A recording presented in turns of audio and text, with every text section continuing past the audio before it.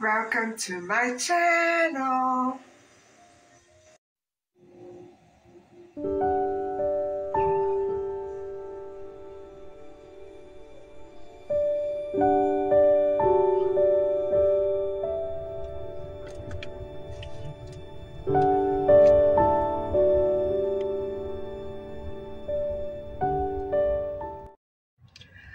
Hi guys, how are you doing?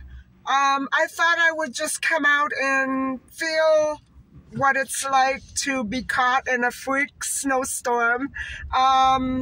We have had really amazingly warm weather for about 4 days. It was actually sleepless for me, and I couldn't bear the heat inside. Outside it was nice. So, you know, I thought I could do with some fresh, cool air. I'm not in anywhere particular, on my way anywhere in particular right now. I just thought I would come out and try to, you know, see something interesting, do something interesting, because this is limbo for me. I don't like this weather, and I can't plan anything around it. So, here I am, stuck in traffic, stuck in limbo, not doing anything in particular, but still out of the house.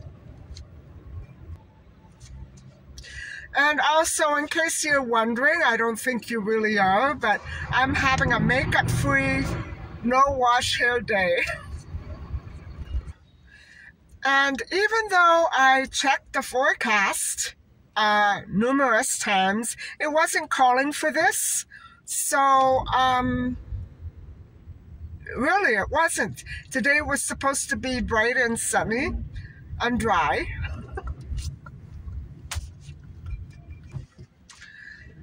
So tonight, guys, I believe that I'm going to be talking about the abandoned child syndrome, and then I will be moving on to another case, which involves the missing child, Cecilia Zhang, and so that will be our next missing kid case. But for tonight, I'm just going to stick with the Julia Wendell updates and topic. And I'm hoping that somebody out there will find this topic that I discovered useful, because I still think that Julia Wendell, you know, with all intents and purposes, and in the middle of all this controversy, I do think that she indeed fits the syndrome of an abused or neglected child. I don't know to what level. Now, I don't know her alleged family. I don't know who her biological family really is. Probably it's the ones that are saying that they're her family, but I don't know anything about the situation or about the people. So I'm not going to comment. You know what I'm saying? I'm not going to comment. But I do know that Julia is exhibiting some signs of emotional and psychological distress. And yes, I do think she needs help. She needs counseling. And until she gets that counseling, we won't know too much of anything else. We won't know how much of this is based on fact, based on fancy, based on false memories. We won't know. I think she needs some sort of treatment, but again, it's up to her as to what sort of treatment, if any, she will receive. It should be up to her. She's a grown adult. I'm sorry that she is choosing the difficult path, but I know what it feels like to be, to have that feeling that you're right deep down inside and you can't prove it. But, she has the DNA results, and it's unfortunate that the falling out with Fia occurred. I don't think that Fia wanted her to hustle off to Poland right away.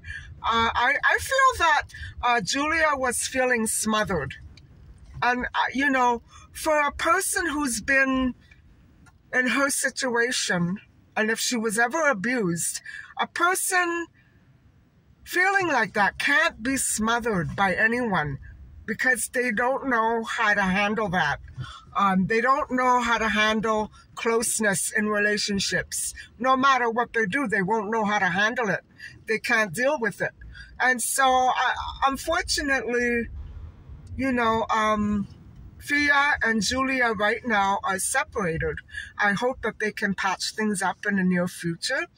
If not, Julia needs to try and focus on her own medical situation.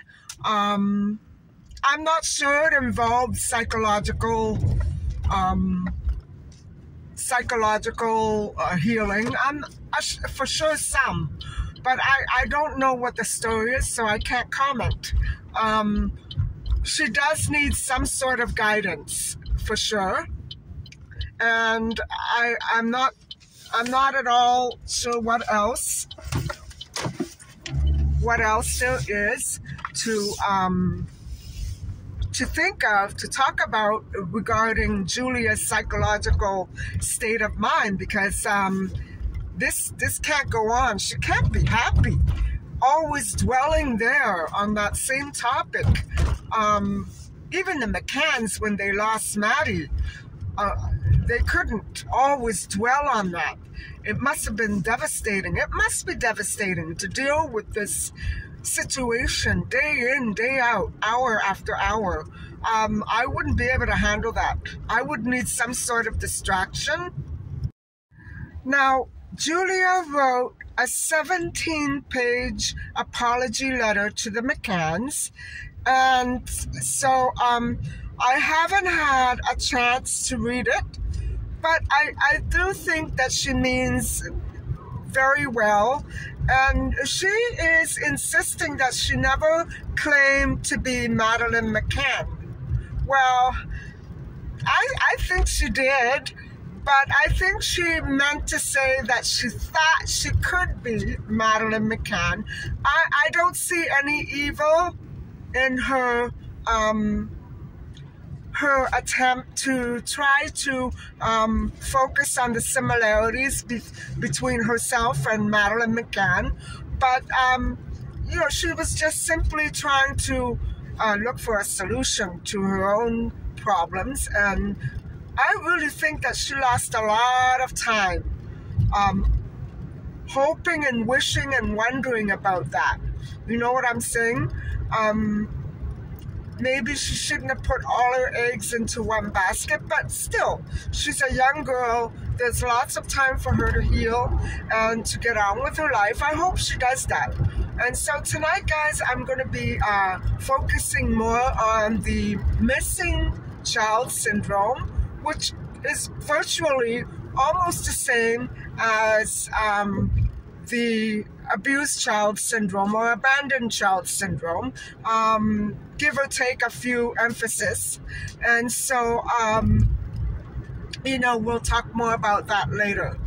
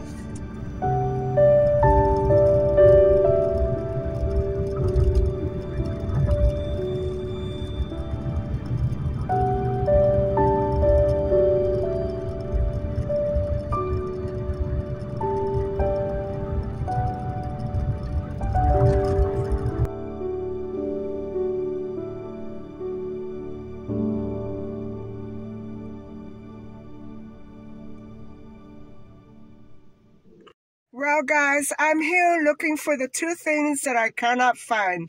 My face cream for daytime and cat food.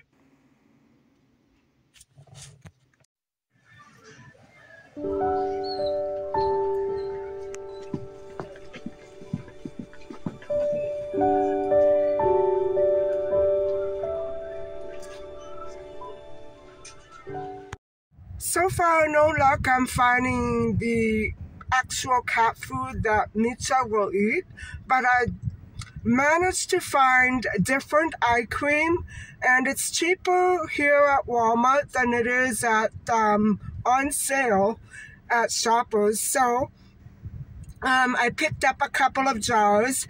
I had a choice whether I chose the collagen for night and day or the Manuka honey. Now, I have an entire jar of collagen at home still, so I picked them up. I picked up both jars, and they were close to $30. I'll show you at home, but my entire haul, I'm telling you here and now, was close to $84. So, without barely any food, which I don't need, so that's good. Anyway, guys, I will catch up with you at home.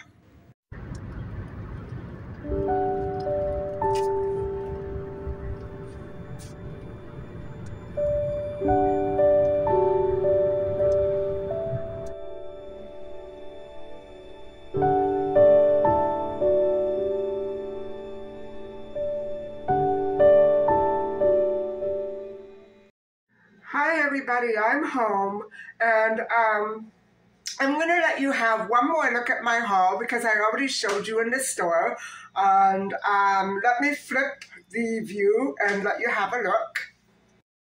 So these were the items that cost me $83.38.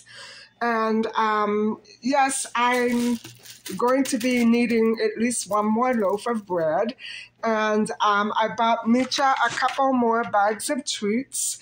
And I got some, oh, that's better. I got some instant soup. And because these are not really actually nuts, they are considered legumes, I'm going to have them. And so these were the two face creams that I showed you in my shopping cart. This one is for the evening, overnight, and this one is daytime. And I've never tried these before, although I have heard of them. And I'm going to give them a whirl and see how they look. And see how they work. And the only thing I don't like is the packaging, because my little lazy Susan, it's not big enough to hold this clunky stuff. And that's why I'm so, I'm kind of miffed, because it took me a long time to arrange all of my beauty and skincare products on 2 lazy Susans. And it seems now I have to start all over again. And I hate that. So that's the only thing. I'm hoping that these are going to work. I'm going to start this one tonight, and we'll see how they go. And that's it. Oh, yes, I have been managing to stay away from these for a couple of weeks or more, but I couldn't resist the temptation. This is my absolute favorite flavor. So there you go, $83.38. So guys, I had a tofu sandwich for lunch with 3 slices of bread. And so I'm not that hungry. I'm going to have one of these for supper tonight. And if I get hungry later on, I'll have some potatoes.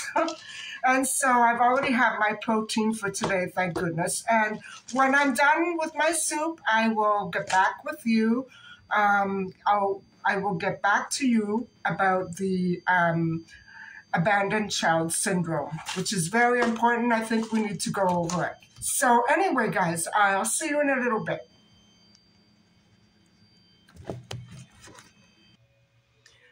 So guys, before I do start, I wanted to explain that I think that what's going on with the entire Julia Wendell controversy and all the negative and positive sides aside, I think that what Julia actually is doing, whether she is intending to do this or not, is she's breaking ground for all future persons who come along and claim that they don't really feel that they have a very valid or true sense of personal identity.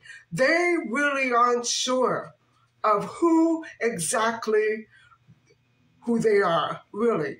And they probably have been walking around, for years, thinking that maybe, just maybe, there's something else to my life than, what I'm aware of. Maybe there's something wrong. Maybe there's something missing here. And, I understand. I understand that people will think that she's not put together emotionally or mentally very soundly. But what I'm trying to say is there have to be people walking around in exactly the same position that Julia thinks she's in, and they don't know how to reach out. And you hear all the time of people looking for their long-lost biological parents or long-lost biological daughter or son or sister, brother. They're not called crazy. They're not called mentally ill. So why are we doing it to Julia? Why are we doing it to Julia? Because normally, the roles are reversed. Normally, it's the persons who know that they're missing children, like the McCanns, that will reach out, and not the child. You know what I'm saying? Unless the child knows or learns that they were adopted. Now, I think this is where Julia is coming from.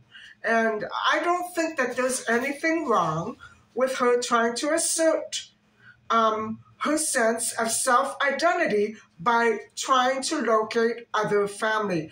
However, there is a very strong possibility that she already has her real family there, and I guess she doesn't feel that connection with them. What can I say? I know that there's something about her childhood that's very off. Whether she can get people to believe her or not. I think everybody is everybody is ready enough to agree to that much, that there's something about Julia's past that's not all right. It's not all clear. You know what I'm saying? And so imagine how it must feel for Julia trying to figure it out. I don't understand. I do think that what I discussed the other evening is a big part of that. How big, I'm not sure. That's totally up to doctors and treatment. I don't know. But it must have something to do with it.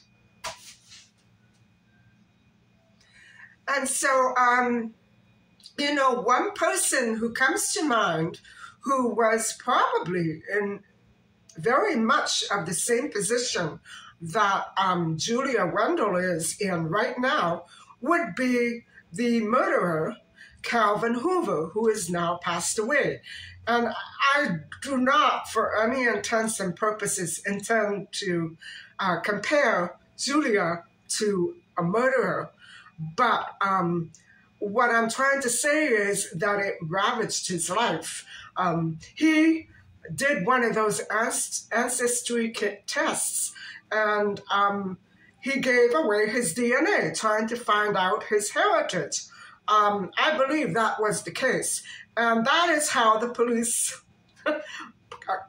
realized it was him, because they still had that DNA on Christine Jessup from 40 years or more ago. And they were finally able to solve the murder in 2020, I believe it was, 2020. And so what it can do to a person who doesn't know their real roots and their real ancestry is it can really devastate their life. You're no longer a free person. You're chained to that theme of trying to find out who you are. And my only concern is that if indeed Julia's family really is who they say they are, my heart goes out to anybody who would be feeling that disconnected from their real and true family. Now, whether or not she has more, more reasons to disconnect from her family than she's letting on, I don't know. But it must be indeed very difficult to go through life without feeling that connection with the family that you have. You know what I'm saying? And so it must create such a turmoil. And another very famous YouTuber was reviewing this case and has been reviewing it very extensively. And she's been doing such a good job too. She was saying, well, what, doesn't Julia work? How can you work with something like that in your life? Now, I think that it's too big for Julia to just turn off and start, heading her life in another direction. She can't do it. I'm sure that she wants to and that she's trying to.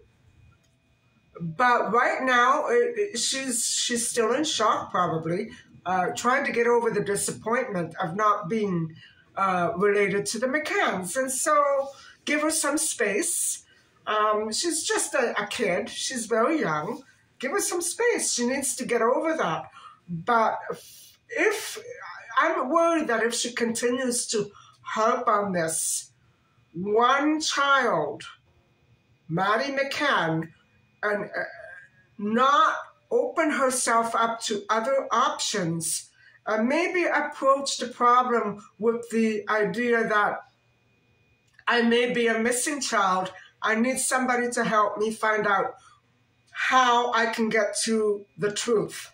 Not to assert her identity as someone else and start from there. You know what I mean? That's not going to go well, because it's going to sound weird, right? So I can see where she would say, you know, my mom didn't give me my birth certificate. She won't answer any questions. I don't know if I'm sure who I am. Not to say I think I might be MaddieMcCann, even though she had some very compelling evidence there.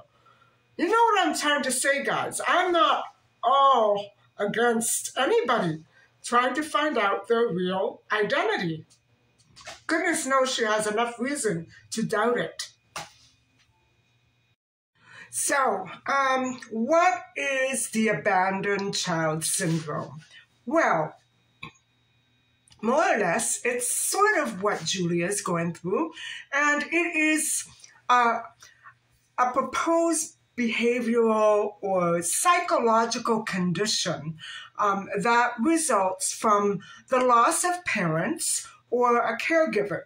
And so whether or not it's realized or imagined, you know, I imagine it would be the same condition. And so what we have to understand is that Julia has not very consistent memory about her past years as a child. So we have to be understanding about that and get to the bottom of that too.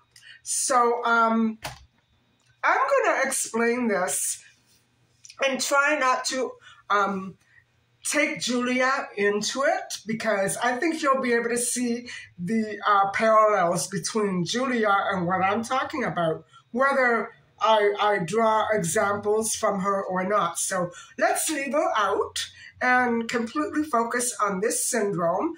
And so, you know, when a parent or a caregiver goes away, abandonment can be either physical or emotional, and it's the result of an adult being absent from the child's life.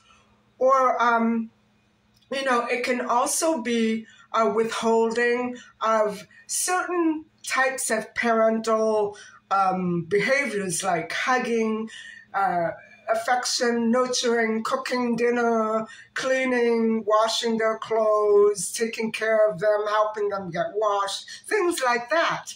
Self-care is a big one.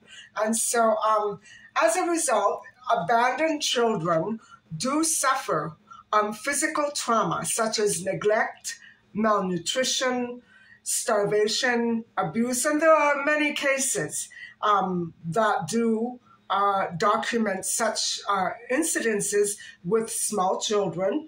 And they're not in Ontario, so I'm not going over them. I haven't actually researched them. Maybe I should.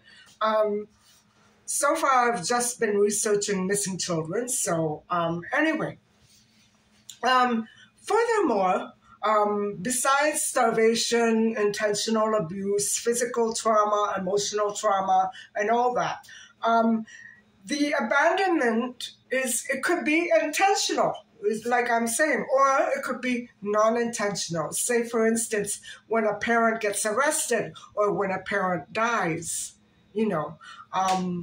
A parent can willingly leave a child and just take off, as many of our moms and dads have in the past.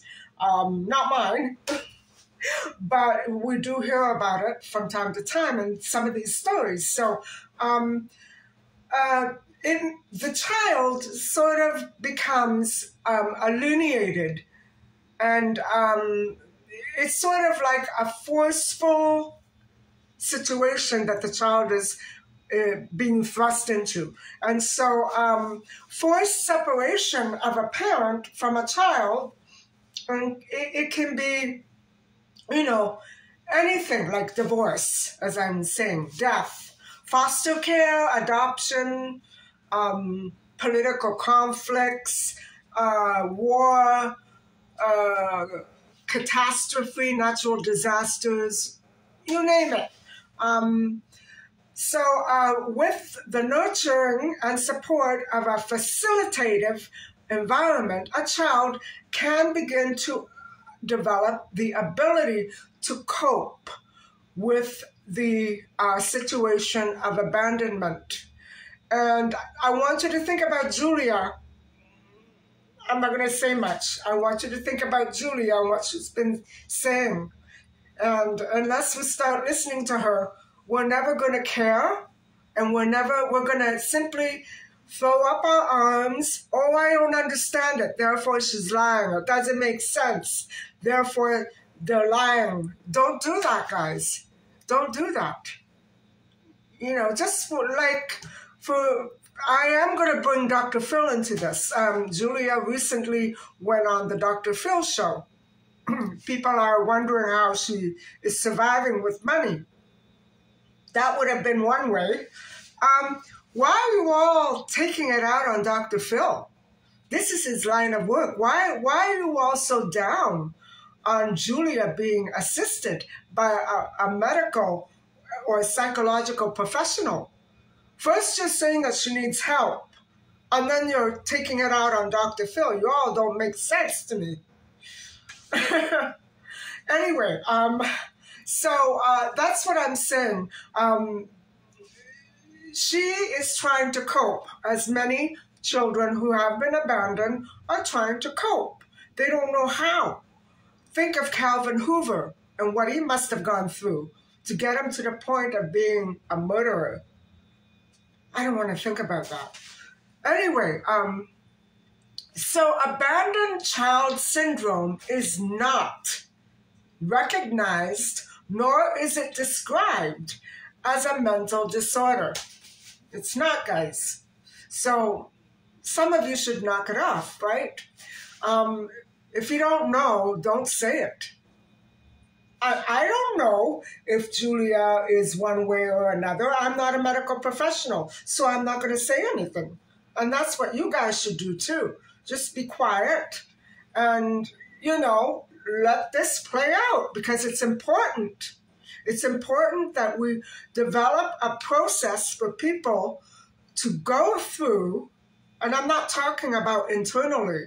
I'm talking about the government and social programs. We need to be more efficient and not platform this like a circus.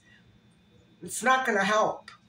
So the signs and symptoms are there. And so what are they? Symptoms can range from physical or mental and extend right into adulthood and adult life and throughout the entire course of life. And so these symptoms do show themselves differently in childhood than they will in adulthood. Now, if you remember Terry Lynn McClintock, think of her. She had a horrible childhood. So anyway, guys, adults who experienced abandonment as children will display negative behaviors in relationships. And although there may be many other reasons for those negative behaviors, abandonment will be one of them. So it's important to remember that abandonment is not the sole definition of bad behavior or narcissistic behavior, whatever. So among these symptoms include issues with intimacy and romance, friendship and relationship sabotage. I go through that a lot. I mean, I'm the recipient of the sabotage. Insecurity, codependency, being a people pleaser. Any of that sound familiar? Again, it doesn't mean that you're necessarily abandoned, but these are signs. These are signs. And so in children, separation anxiety is a normal part of growing up from, say, the toddler stage into, middle childhood stage. It's a normal part of development, and it's usually experienced between 10 and 18 months. However, it will not ever develop when a child experiences abandonment from birth. There will be nothing, there will be no connection there. There will be nothing for them to have experienced being separated from, or no anxiety. It's very weird, isn't it? And so it's common to for this kind of anxiety to typically end at about 3 years old, and it's normal, guys. But I would keep my eyes peeled for any abnormal tantrums or extended, symptoms. So it can be concerning when it goes on and on and on, or it's, very unusually extreme.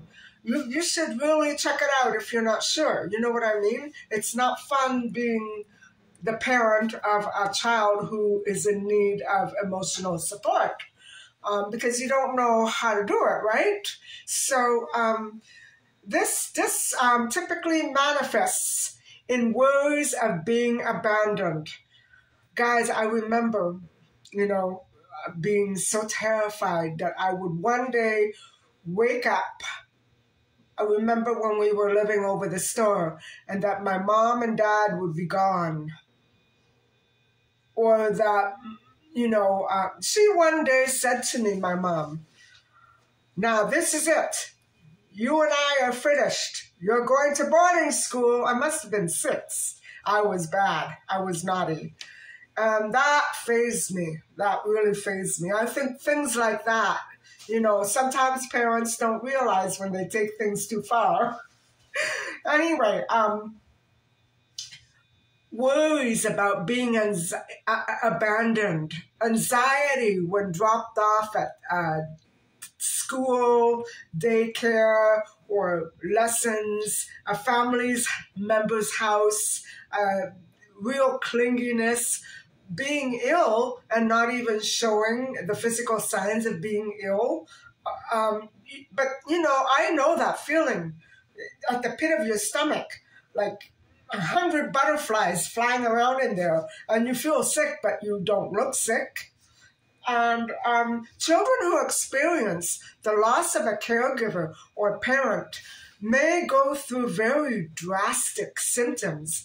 And think of Terry Lynn, such as drug or substance addiction, eating disorders, self-harmful thoughts and actions such as suicide. Adopted children display very unique symptoms of abandonment, such as aggression, withdrawal, depression, nightmares, sleep troubles, sleepwalking, etc., etc. And so, yes, Terry Lynn would be a prime example of one of those children. And I'm trying to think off the back if I can think of anybody else other than Calvin Hoover. I'm sure that he was not a well-adjusted human being, even though he behaved properly when he was supposed to. We know what he did to Christine was not normal. It was severely abnormal.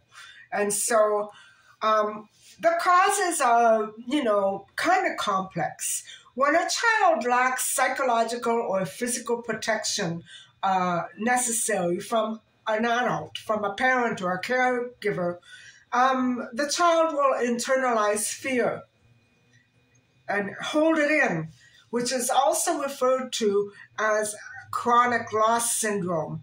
So when they don't receive the necessary psychological or physical protection, that results in abandonment. So even if the parent or the adult is there trying to take care of basic essential needs and not really caring maybe, that will result in feelings of abandonment. And if the child goes through it repeatedly, it causes shame. So this is very interesting.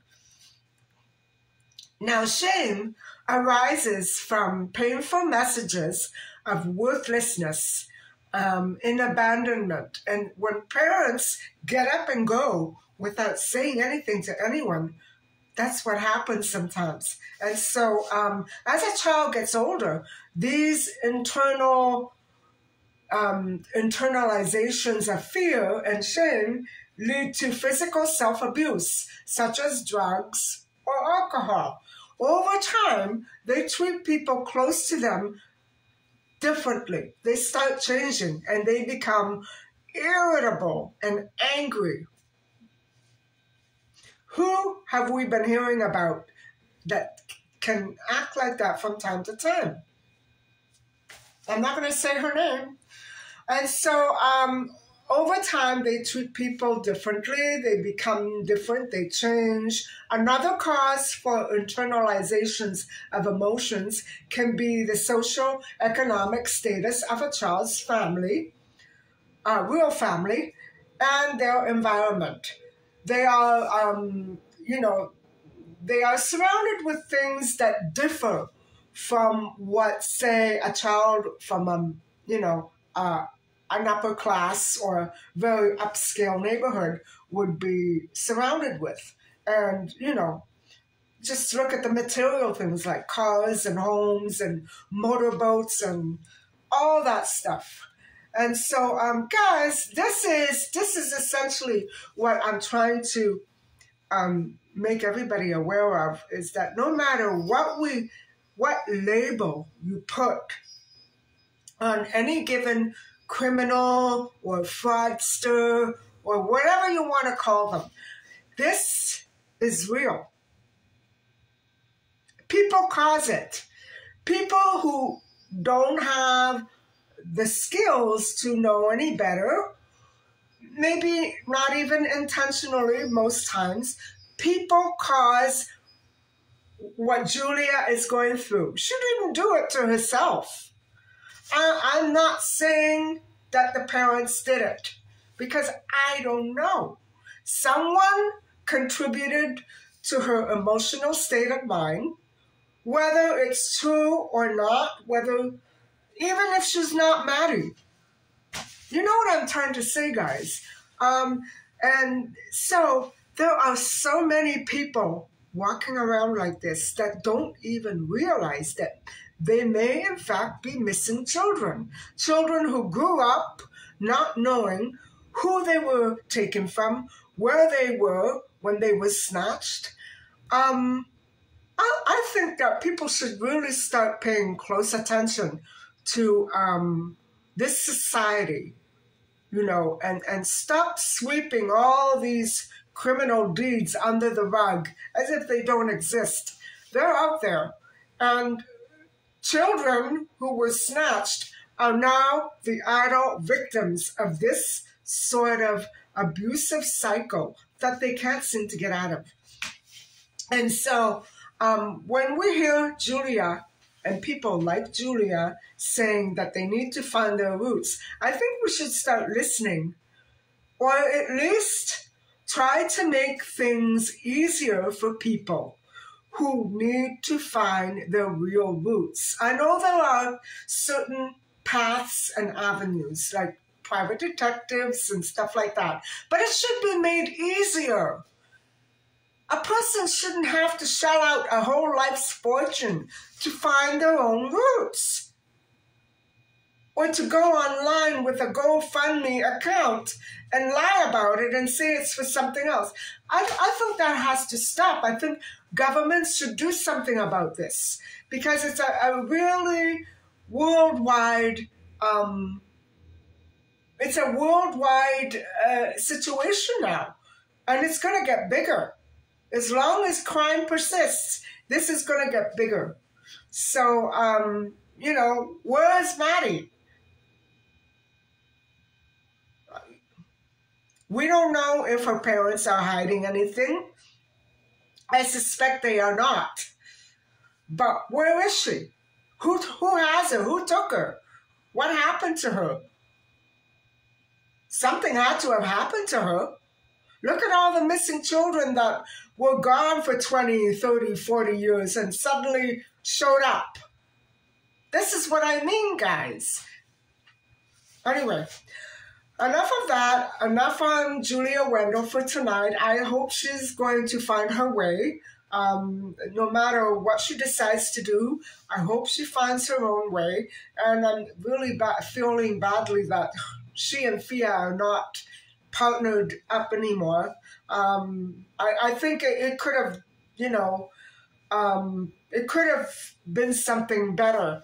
It could have gone places if Fia had stuck with her. I don't know. Anyway, guys, that's all for tonight. And I think I'm going to let you go now.